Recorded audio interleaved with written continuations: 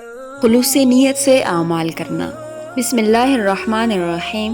حضرت ابو عبد الرحمن عبداللہ ابن عمر ابن الخطاب رضی اللہ تعالیٰ عنہ سے روایت ہے، فرماتے ہیں کہ میں نے رسول اللہ صلی اللہ علیہ وسلم سے سنا ہے کہ تم سے پہلے لوگوں میں سے 3 بندوں کی جماعت کسی سفر پر نکلے اور انہوں نے رات گزارنے کے لیے ایک غار کو ٹھکانہ بنایا۔ جیسے ہی وہ اس میں داخل ہوئے تو اچانک پہاڑ سے ایک چٹان گری اور غار کا منہ بند ہو گیا۔ تو تینوں بہت پریشان ہوئے اور سوچنے لگے کہ ایسا کیا کریں جس سے ہم اس مصیبت سے نکل جائیں۔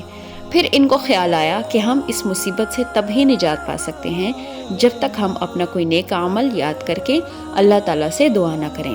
تو ان میں سے ایک نے کہا کہ اے اللہ، میرے بوڑھے والدین ہیں، جب میں اپنی بکریوں کا دودھ دوہتا ہوں تو جب تک اپنے والدین کو دودھ نہ پلا دیتا تب تک اپنے بیوی بچوں کو دودھ نہیں دیتا تھا۔ ایک دن میں لکڑیوں کی تلاش میں دور نکل گیا اور جلدی واپس نہ آ سکا۔ جب میں واپس آیا اور دودھ دوہا اور ان کے لیے دودھ لے کر ان کے پاس گیا تو وہ سو چکے تھے۔ میں نے ان کو جگانا مناسب نہیں سمجھا، یہاں تک کہ ساری رات گزر گئی اور فجر ہو گئی اور میں اسی طرح دودھ لے کر کھڑا رہا اور بچے میرے قدموں میں بلکتے رہے، روتے رہے، یہاں تک کہ وہ دونوں جاگ گئے اور پھر میں نے انہیں دودھ پلایا۔ اے اللہ، اگر میں نے یہ عمل خالص تیری رضا کے لیے کیا تھا اور آپ کو میرا یہ عمل پسند آیا تو ہمیں اس مصیبت سے نکال دیجئے جس میں ہم پھنس گئے ہیں۔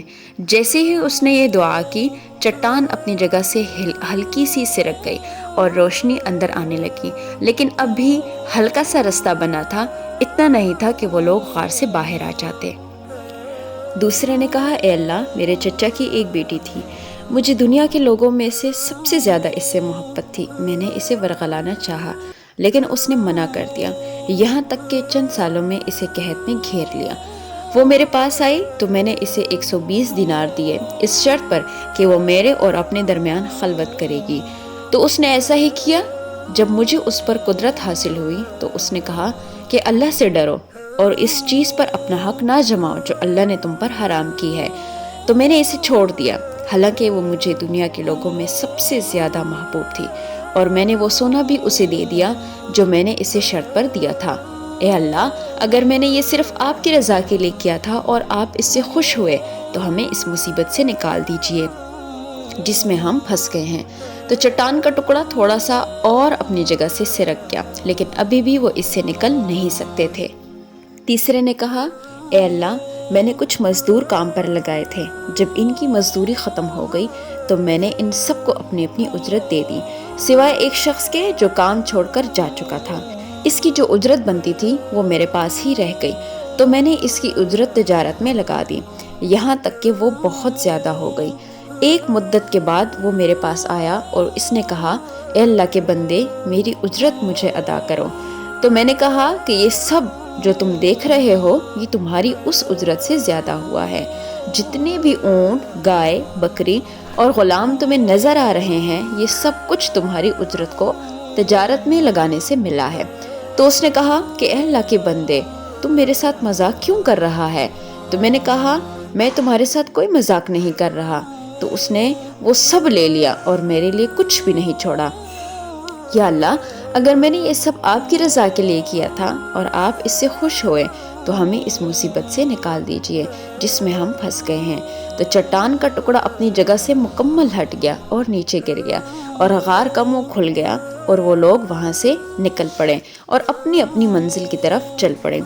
مراد یہ ہے کہ جب انسان کوئی کام خالص اللہ کی رضا کے لیے کرتا ہے تو اللہ تعالیٰ اس سے بہت خوش ہوتے ہیں، اور سب سے بڑی بات یہ کہ وہ شخص جب بھی دعا کے لیے ہاتھ اٹھاتا ہے تو اللہ تعالیٰ اس کی دعا ضرور قبول فرماتے ہیں۔ حضرت ابو موسیٰ الاشعری رضی اللہ تعالیٰ عنہ سے روایت ہے، فرماتے ہیں کہ نبی کریم صلی اللہ علیہ وسلم سے پوچھا گیا اس شخص کے بارے میں جو بہادری دکھانے کے لیے جہاد کرتا ہے، یا وہ اپنی غیرت دکھانے کے لیے جہاد کرتا ہے یا لوگوں کو دکھانے کے لیے جہاد کرتا ہے، کیا وہ اللہ کے راستے میں ہے؟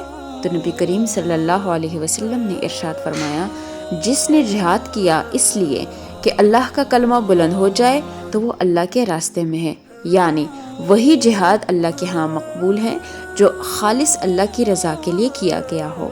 حضرت ابو ہریرہ رضی اللہ تعالیٰ عنہ سے مروی ہے، فرماتے ہیں کہ نبی کریم صلی اللہ علیہ وسلم نے فرمایا، بے شک اللہ تعالیٰ نہیں دیکھتا تمہارے جسموں کو اور نہ ہی تمہاری صورتوں کو، بلکہ وہ تمہارے دلوں کو دیکھتا ہے۔ یعنی اللہ تعالیٰ انسان کے مال و دولت یا اس کے جسم یا صورت کو قبول نہیں کرتا، بلکہ وہ انسان کے دل کے خلوص اور دل کی نیت کو دیکھتا ہے۔ چنانچہ ہر کام میں اپنی نیت کو خالص اللہ تعالیٰ کی رضا کے لیے رکھیں تو اللہ تعالیٰ ہر عمل کو قبول فرمائے گا اور دگنا اجر بھی دے گا، اور دنیا اور آخرت کے تمام کام سنوار دے گا۔